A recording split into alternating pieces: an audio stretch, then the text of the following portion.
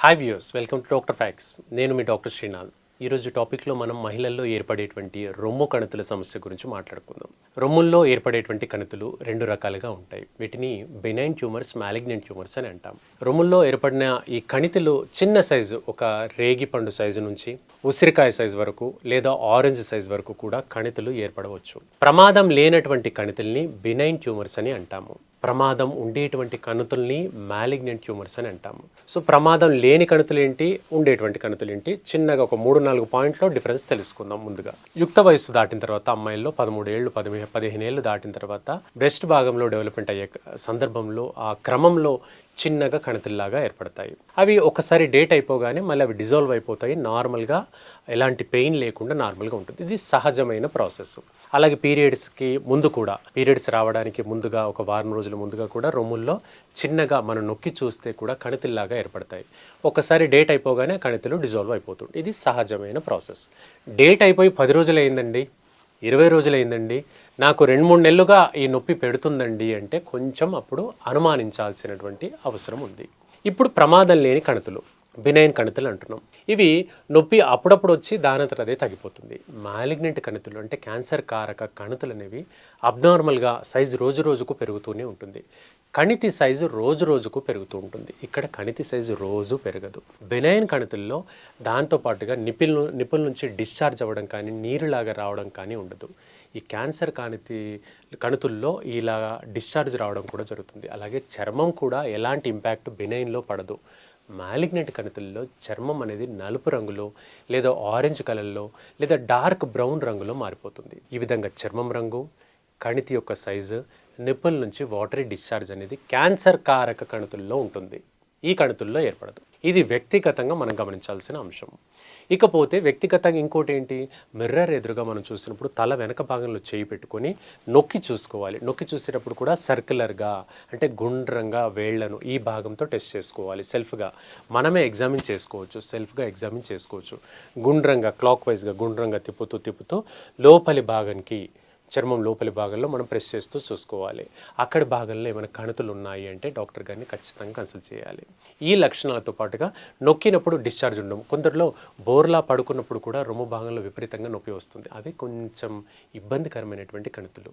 So ఈ కణుతులు అనేవి ఏజ్తో సంబంధం లేకుండా 30 ఇది వరకు అంటే క్యాన్సర్ కేసులు మనకు 40-50 ఏజ్ గ్రూప్లో అధికంగా కనపడేవి. ఇప్పుడు 20 ఏజ్ గ్రూప్లోనే 30 లోపు కూడా కనబడుతుంది. సో దాన్ని అశ్రద్ధ చేయకూడదండి. డాక్టర్ గారికి నెల నుండి 3 నెలల టైం లోపల ఇబ్బంది కలుగుతుందంటే డాక్టర్ని అప్రోచ్ అయిపోవాలి. దానికి సంబంధించిన పరీక్షలు చేయించుకోవాలి. దానికి సంబంధించినటువంటి పరీక్షల్లో ప్రధానమైనటువంటి పరీక్ష మ్యామోగ్రామ్ అంటాము. అంటే రొమ్ముకు సంబంధించి స్కానింగ్ పరీక్ష చేయించుకోవాలి. ఈ పరీక్ష ద్వారా అది ఎంత మేర ట్యూమర్ ఉంది, ఏ భాగంలో ఉంది, ఇబ్బంది ఏ విధంగా ఉందని తెలుసుకోవచ్చు. ఇక కొందరిలో ఈ లాక్టిస్ఫెరస్ డక్స్లో కూడా కణితులు ఏర్పడతాయి. అంటే పాలు ఉత్పత్తి చేసేటువంటి గ్రంథుల్లో కూడా లోపలి భాగంలో ఆ నాళాల్లో కూడా కణితులు ఏర్పడతాయి. దానివల్ల అబ్నార్మల్గా పాలు వచ్చినటువంటి సెక్రెషన్ జరుగుతూ వస్తుంది. కానీ అది అబ్నార్మల్గా అంటే 40 ఏళ్ల ఏజ్ గ్రూప్లో కూడా రావచ్చు. ప్రెగ్నెంట్ కాలేదు, పిల్లలు, సంతానం అలాంటి అంశాలు లేని అంశంలో కూడా ఈ విధంగా మిల్క్ సెక్రెషన్ రావచ్చు. ఇది కూడా కొందరికి హార్మోనల్ ఇంబ్యాలెన్స్ వల్ల కూడా జరగవచ్చు. అది క్యాన్సర్ కాదనేది సరైనటువంటి డాక్టర్, వైద్యుల పర్యవేక్షణలో తెలుసుకోవాలి. సో ఈ విధంగా మ్యామోగ్రామ్ పరీక్ష చేయించుకున్న తర్వాత ఎఫ్ఎన్ఏసి పరీక్ష అనేది ఉంటుంది. అంటే ఆ గ్రంథి నుండి మనం నీరులాగా లాగి దాన్ని ల్యాబ్లో పరీక్ష చేస్తారు. ఇక మూడవది ముక్క పరీక్ష. దీన్నే బయాప్సీ పరీక్ష అంటాము. అంటే ఆ భాగం ఎక్కడైతే రొమ్ములో కణితి ఏర్పడిందో ఒక చిన్న ముక్కను తీసి ల్యాబ్లో పరీక్ష చేస్తాం. అందులో క్యాన్సర్ కారక కణాలు ఉన్నాయా, నార్మల్ కణాలు ఉన్నాయా అనేది తెలుసుకోవచ్చు. ఈ 3 పరీక్షల ద్వారా మనకు అది ప్రమాదకరమైనటువంటి కణిత కాదా తెలుసుకోవచ్చు. ఇకపోతే మనం ఇంట్లోనే ఈ సమస్యకు ముందుగా అంటే స్టార్ట్ అవుతున్న క్రమంలోనే పెద్దగా మందులు వాడకుండా ఏం చేయగలము అంటే ఇమ్యూనిటీని కాపాడుకునే పనులు చేసుకోవాలి. ముఖ్యంగా డైలీ రోజ్ వాటర్ తీసుకోవాలి. ఇప్పుడు రోజ్ అంటే బయట దొరికేటువంటి రోజ్ వాటర్ లాంటిది కాకుండా ఇంట్లో గులాబీ రెక్కలు, గులాబీ ఫ్లవర్స్ ఉన్నట్లయితే వాటి యొక్క ఫ్లవర్స్ యొక్క రేకుల్ని తీసి కొంచెం వాటర్లో బాయిల్ చేసి, ఆ మరిగిన నీళ్ళల్లో కొంచెం బాయిల్ చేసి సుమారు ఒక 15 నిమిషాలు బాయిల్ చేసి చల్లారిన తర్వాత వడకట్టి ఆ నీళ్లను అప్పుడప్పుడు తాగుతూ ఉండాలి. అంటే రోజులో ఒక 2 సార్లైనా కనీసం తాగాలి. సాయంత్రం 6 గంటల లోపు ఒక 2 కప్పులైనా ఆ వాటర్ తాగడం మూలంగా ఇది యాంటీ ఆక్సిడెంట్ లాగా పనిచేస్తుంది. శరీరంలో ఏమైనా కణాలు లైక్ ఇమ్యూనిటీని దెబ్బతీసే కణాలు ఏమైనా ఉన్నా కూడా వీటిని తగ్గిస్తుంది.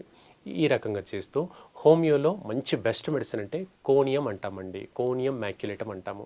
మీకు అందరికీ తెలిసిందే, సోక్రటీస్ అనే శాస్త్రవేత్తకు విషం ఇచ్చి చంపేశారనే విషయం మనకు తెలుసు. ఆ ప్లాంట్ యొక్క ఎక్స్ట్రాక్ట్ తక్కువ మోతాదులో మందు రూపంలో పనిచేస్తుంది. ఆ మందు ఈ రొమ్ము కణితిలో ఏర్పడినటువంటి గడ్డల్ని సమూలంగా తగ్గించేందుకు హెల్ప్ఫుల్గా ఉంటుంది. అది హోమియోలో చాలా బెస్ట్ మెడిసిన్గా చెప్పుకోవచ్చు.